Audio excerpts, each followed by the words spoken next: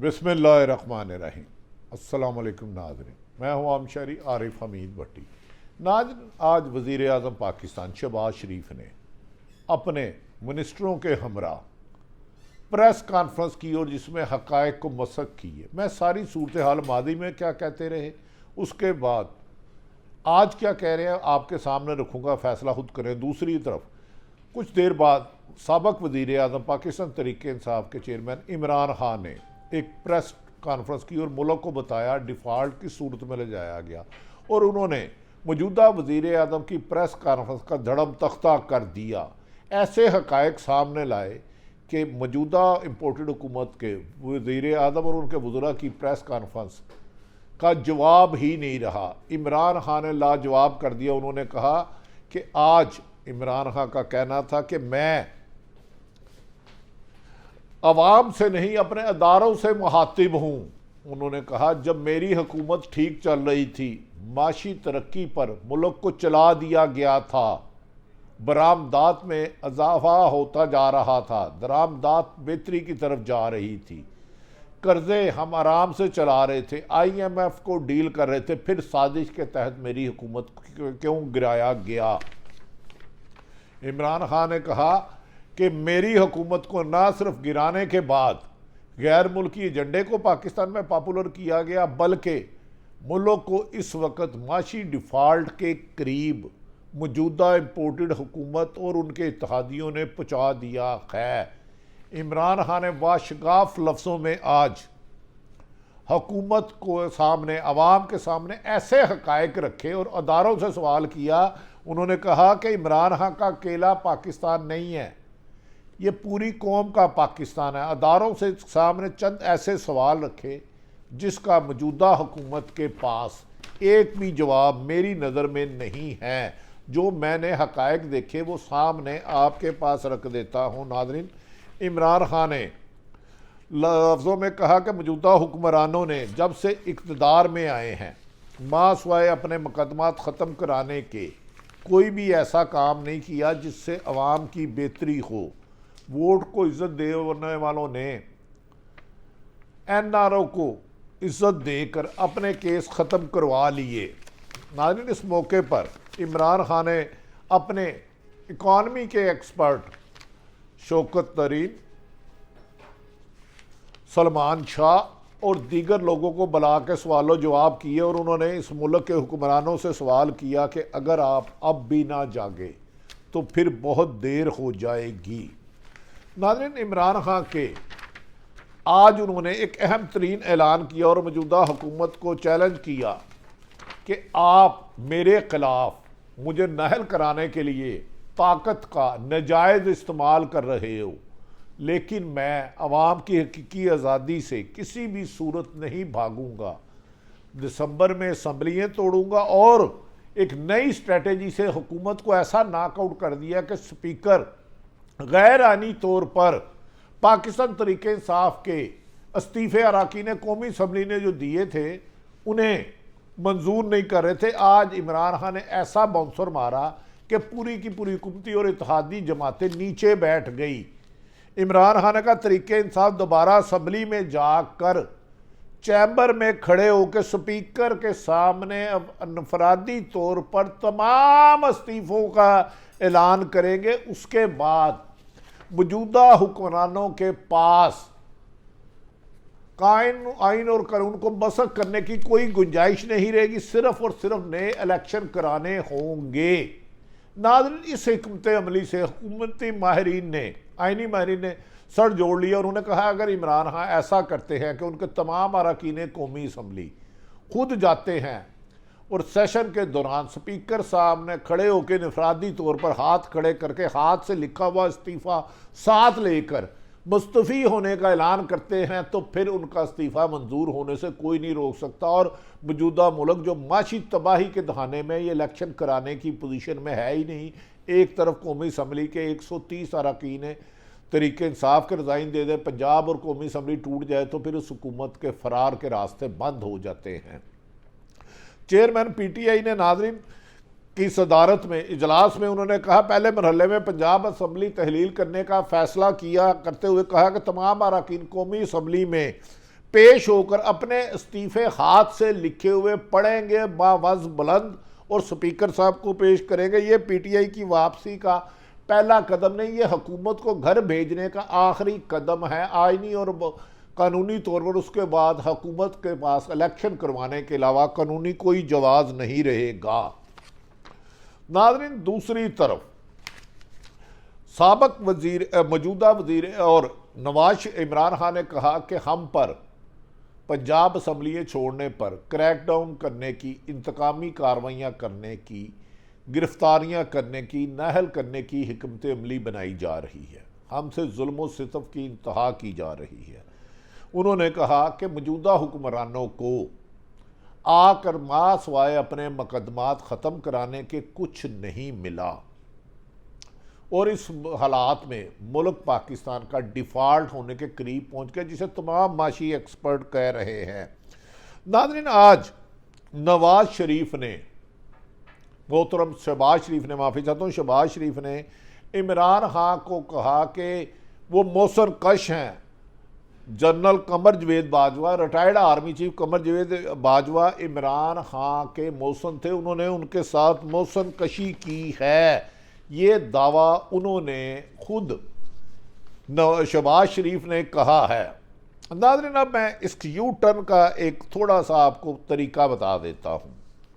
बदकिस्मती देखें, ये इमरान खान को कह रहे हैं कि कमर जवेद बाजवा साबिक आर्मी मोशन का इस्तेमाल। अब मैं बता देता हूँ, माजी में नवाज शरीफ खुद कहते रहे, नवाज शरीफ साबिक वजीर आज़म पाकिस्तान, नवाज शरीफ खुद जो कहते रहे वो मैं आपके सामने हरफ बा हरफ रख देता हूँ, कमो बेशतर वही अल्फाज है। उन्होंने पहले कमर जवेद बाजवा साहब को मुखातिब करते हुए नवाज शरीफ कहते थे, ओ इमरान, हाँ मेरा आपसे मुकाबला नहीं है, जो आपको इक़्तिदार में लाया है यानी कि कमर जवेद बाजवा, मेरा उनसे मुकाबला है, हम इन्हें नहीं छोड़ेंगे।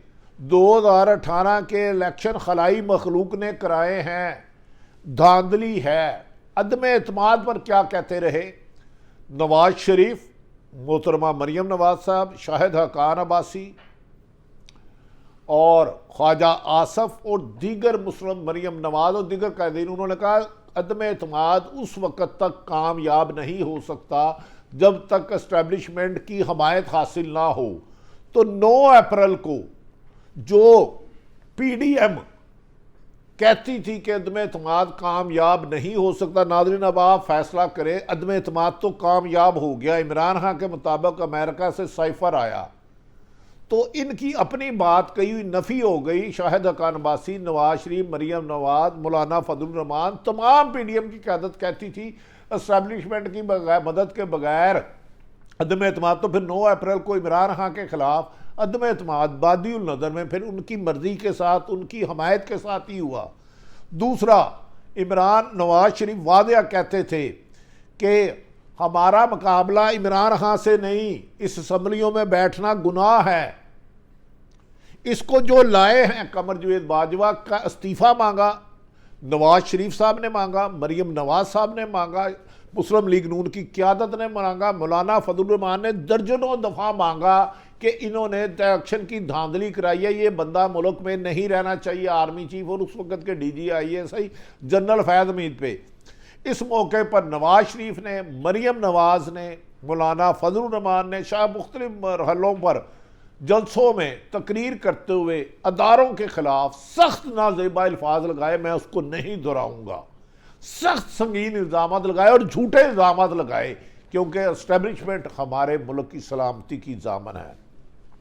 नवाज शरीफ मादी में मौजूदा असम्बली जिसे कह रहे हैं हम इसकी मियाद बढ़ाएंगे, कहते रहे ये इलेक्शन जाली है, ढोंग है, फ्रॉड है, इसमें फौरी इसी वक्त रिजाइन देना चाहता रही है। मरियम नवाज जलसों में लोगों से पूछती रही, बताओ इस असम्बली में बैठना जायज़ है? उन्होंने कहा नाजायज़ है, ये असम्बलियाँ जाली हैं, इन असम्बलियों का हिस्सा रहना चाहिए। लोगों ने कहा नहीं रहना चाहिए। उन्होंने कहा हम बहुत जल्द इस्तीफ़ा देते हैं।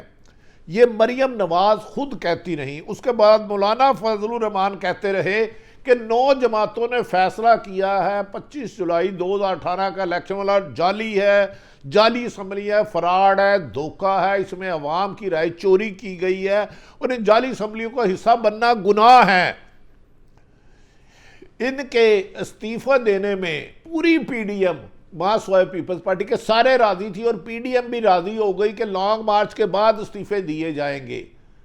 ये इन्होंने खुद कहा कि इस असम्बलियाँ 2018 के इलेक्शन जाली हैं, फ्रॉड है, धोखा है और इसमें इसका हिस्सा रहना मावरा आइन है, आइन के खिलाफ है, नए इलेक्शन कराए जाए।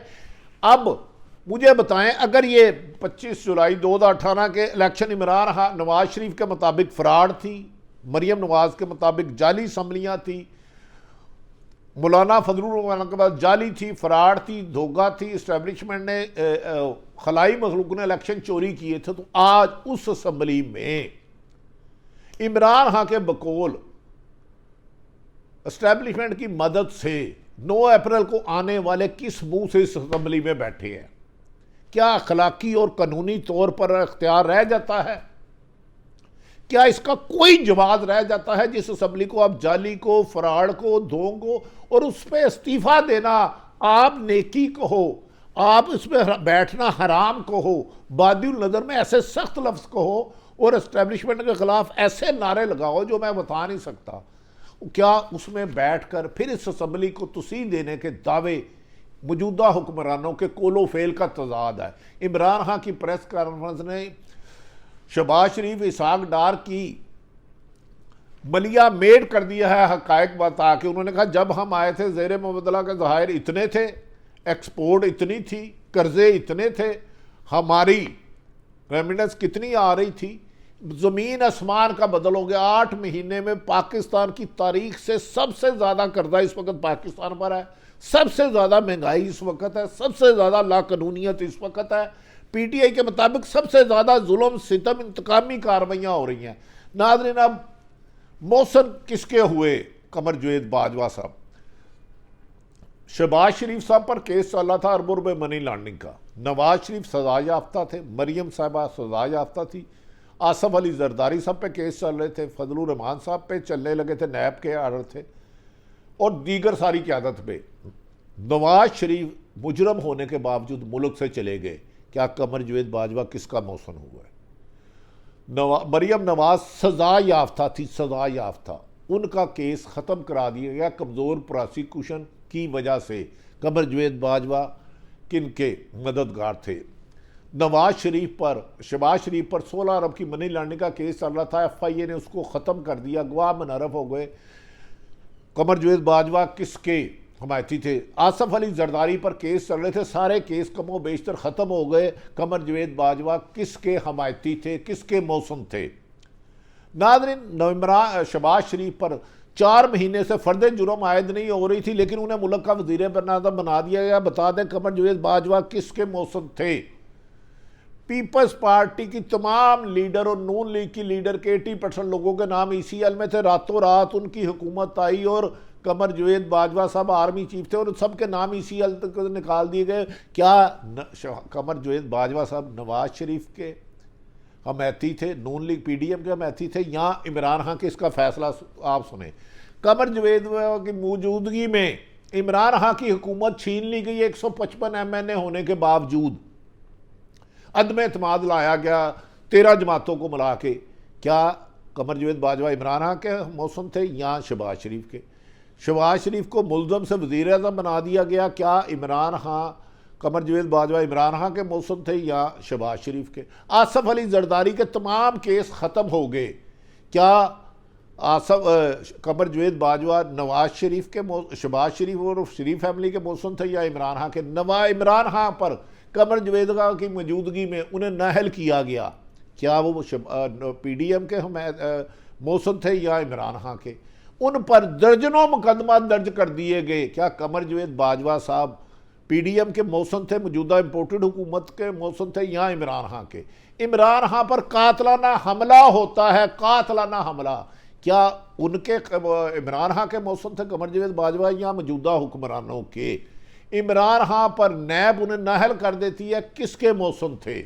कमर जावेद बाजवा साहब। इमरान खान के गिर्द ज़मीन तंग कर दी जाती है, अरशद शहीद को शहीद कर दिया जाता है, आजम सवाती, शहबाज गिल और पीटीआई की तकरीबन सारी क़यादत के खिलाफ दहशतगर्दी गद्दारी के पर्चे हो जाते हैं और मौजूदा इम्पोर्टेड हुक्मरानों के खिलाफ एक पर्चा नहीं होता। क्या कमर जावेद बाजवा इमरान खान के मौसम थे या पीडीएम नवाज शरीफ और जरदारी ख़ानदान के? अब ये फैसला आप खुद करें, इसकी डिटेल बहुत है। मौजूदा हुक्मरान इस असम्बली को जाली, फ्रॉड, ढोंग, खलाई मखलूक का फ्रॉड कहते रहे और इस्तीफ़ा मांगते रहे। अब फैसला मैं आप पे छोड़ता हूँ, चीदा चीदा हकायक रखे हैं, वक़्त की कमी की वजह से पूरे नहीं रख सके।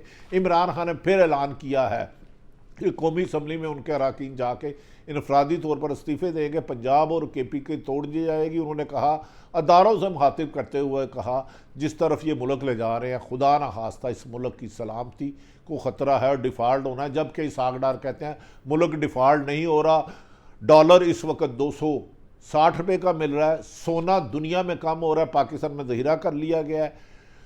7.5 लोग पढ़े लिखे लोग पाकिस्तान से बाहर जा रहे हैं कि पाकिस्तान में इंसाफ नहीं है, जुल्म है, ज़्यादती है, इंसाफ की जगह नाइंसाफ़ी हो रही है, अदल की जगह अदावत हो रही है, इंसाफ को इंतकाम बना दिए गए। आम शहरी इस मुल्क में अपने आप को गैर महफूज समझ रहा है। इस सारी सूरत हाल को क्या अदारे रोकेंगे या ये सिलसिला पाकिस्तान के लिए बुरी खबर होगा या अच्छे साफ शफाफ इलेक्शन करा के बेहतर खबर आएगी? अल्लाह ताला पाकिस्तान का हामी और नासिर हो। चीदा चीदा हकायक आपके पास रखे। शहबाज साहब, बज़ाहिर बादिउल नज़र में पीटीआई ठीक कह रही है कि कमर जावेद बाजवा साबिक़ आर्मी चीफ आपके मौसन हैं, उनकी अच्छाइयाँ और बुराइयाँ मैंने सारी अच्छे और बुरे फैसले सारे आपके सामने रख दिए। फैसला अवाम करे। पाकिस्तान जिंदाबाद।